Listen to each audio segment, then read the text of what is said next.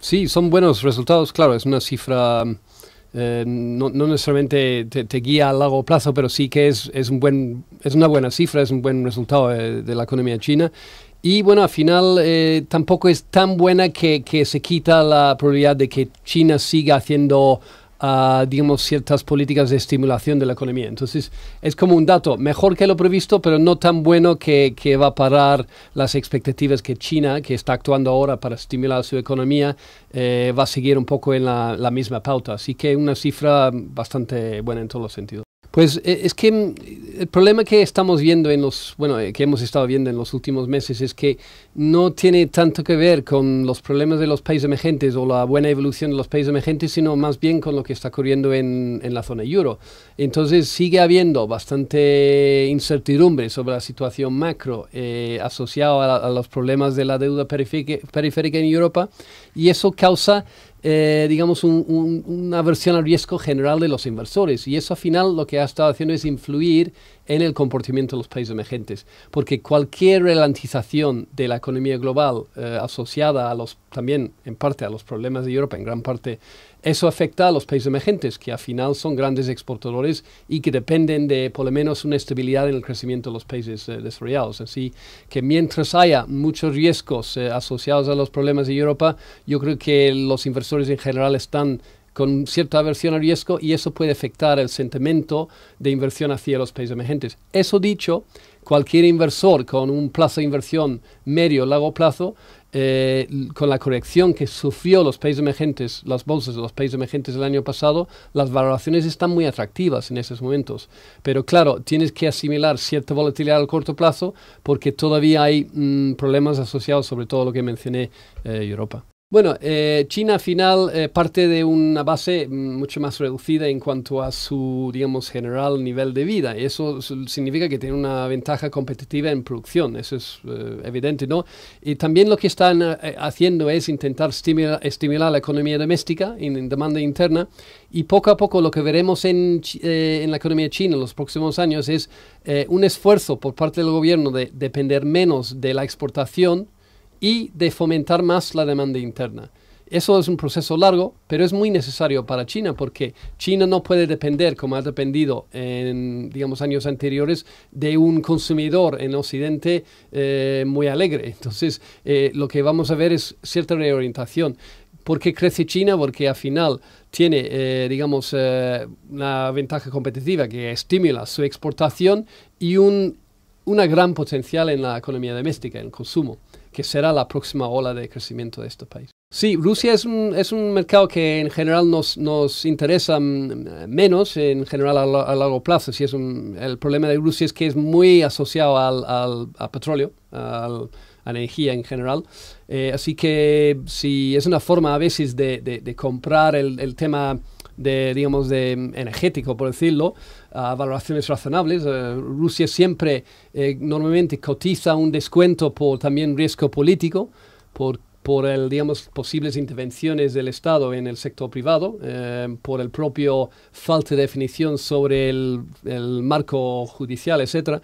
Y hay otros países entre los países emergentes que nos parecen más interesantes a medio y largo plazo, pero vamos, Rusia no hay que descartar tampoco.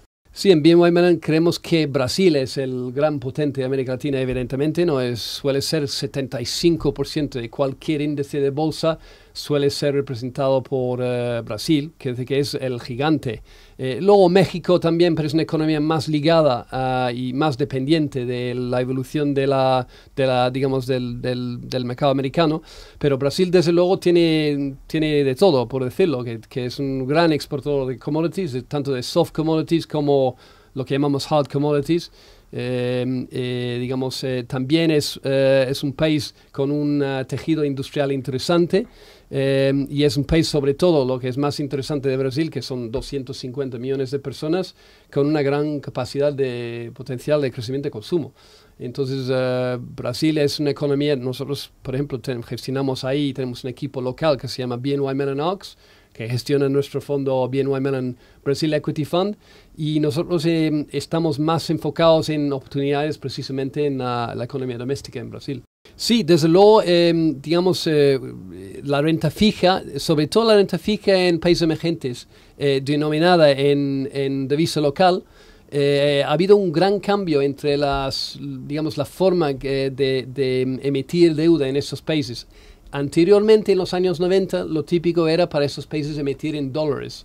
El problema es que cuando tenían cualquier problema, digamos, con su crédito, etcétera, y si sus divisas caían contra el dólar, pues digamos, la factura, por decirlo, este préstamo aumentaba por el efecto de divisa. Entonces, lo que han estado haciendo en los últimos años es emitir en su divisa local, lo cual no tienen este riesgo de cambio cuando emiten su deuda.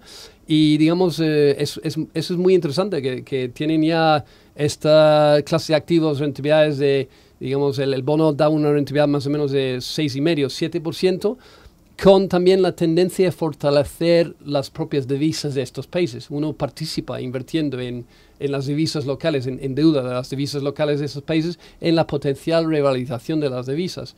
Y al final, si vemos que lo que están haciendo los bancos centrales de los países desarrollados es precisamente intentar devaluar sus monedas, o a través de quantitative easing o digamos, relajación cuantitativa, o otras medidas, y en cambio estos países emergentes que están recibiendo mucha inversión exterior y donde la política monetaria suele ser más dura para controlar la inflación, la tendencia es, en nuestra opinión, al medio y largo plazo, con volatilidad, sí, porque al final son divisas todavía con su volatilidad, pero la tendencia es fortalecer, en nuestra opinión será de fortalecimiento de esas divisas. Sí, nosotros, un tema concreto para los próximos años es invertir en, digamos, acciones que dan un dividendo interesante y sobre todo acciones sólidas multinacionales con sus ingresos muy diversificados, acciones que no sean apalancadas y que al final un gran componente de su resultado puede ser el propio dividendo.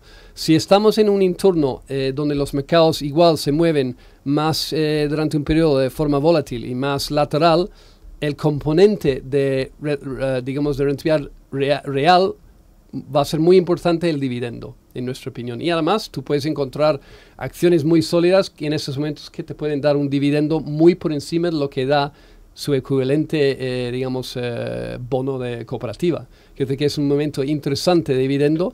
De hecho, nosotros tenemos un fondo que se llama BNY Mellon Global High Income Fund, que lo que hace al nivel global es elegir unos 40, 50 acciones precisamente por sus características de dividendo, porque pagan un dividendo bastante por encima de la media de las acciones en su, digamos,